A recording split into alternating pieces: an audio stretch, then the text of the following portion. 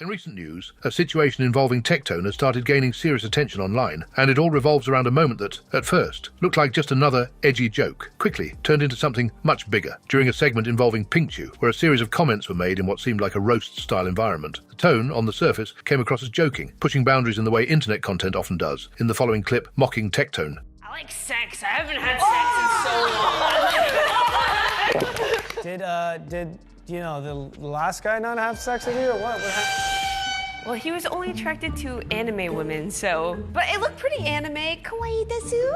Something like that, What do you mean he was only attracted to anime women? Was he like addicted to... Hi. So he was addicted to Hi?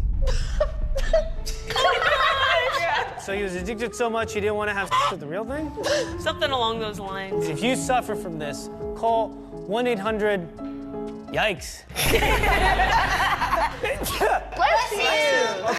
At first, a large portion of people immediately criticised the situation. Some believed the line had clearly been crossed, arguing that regardless of intent, bringing up topics like that, especially with existing legal context, was a serious mistake. For them, it wasn't about humour, it was about responsibility. That viewpoint gained traction quickly, but then the other side pushed back. Some people argued that the situation was being overblown, that it was taken out of context, or interpreted in the worst possible way. Others pointed out what they felt was a double standard, suggesting that criticism wasn't being applied evenly across both sides of the situation. And that's where the divide really started to form, because now people weren't just reacting to the clip, they were picking sides. Some focused on the legal angle, saying that if there is a protective order, then even indirect comments could be a serious issue. Others focused on fairness, arguing that one side was being allowed to speak freely, while the other was being heavily scrutinized for responding at all. Then came a third layer, people analyzing the deleted tweet itself. For some, the fact it was removed only added to the belief that a mistake had been made. They saw it as confirmation that things had gone too far.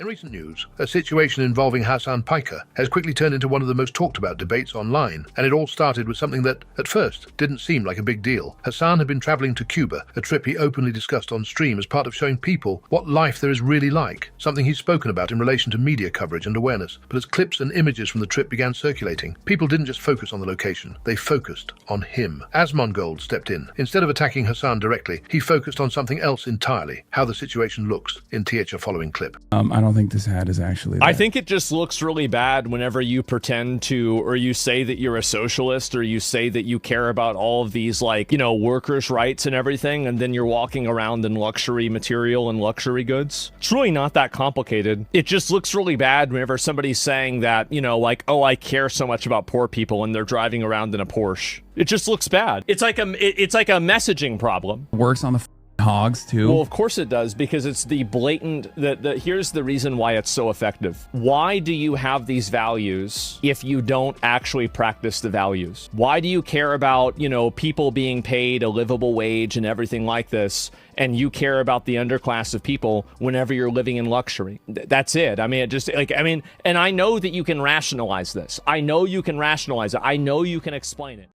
But the gut reaction that the average person is going to have is, what the f is this? Better off also, than the average. Brace so dirty. Well, this is not being better off. Like, what are we talking about? This is like being better off. You're wearing luxury designer clothes that only rich people and celebrities wear. I mean, this is not like, okay, I have a nice car and I have a nice house.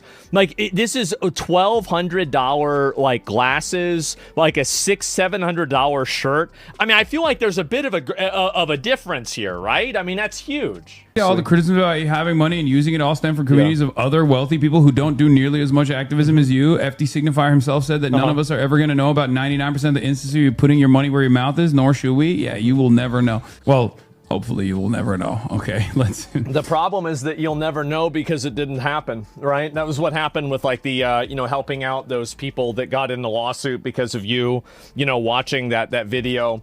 So I think that that's another issue. The community reaction came in fast, and it didn't stay calm for long. At first, a lot of people agreed with the core point. They weren't necessarily saying Hasan was wrong, but they understood exactly what Asmongold meant about perception. That, to the average viewer, it does look contradictory regardless of deeper context. That idea dominated early reactions. once, but then the tone shifted. Some people took it further, turning criticism into full-on attacks, framing the situation as wealthy influencers pretending to relate to struggles they no longer experience. The language got harsher, the takes got more extreme, and the conversation moved away from just optics into something bigger, a debate about authenticity, about whether you can criticize a system while benefiting from it. Some comments focused heavily on that point, arguing that Hasan represents everything he criticizes, at least on the surface level. Others mocked the situation entirely, reducing it to jokes about appearance, lifestyle, and how it all came across publicly, but not everyone agreed. There was pushback. Some argued that success doesn't invalidate your opinions, that having money doesn't suddenly disqualify you from speaking on inequality or politics. Others said people were ignoring nuance just to fit a narrative, and that's where the divide fully formed.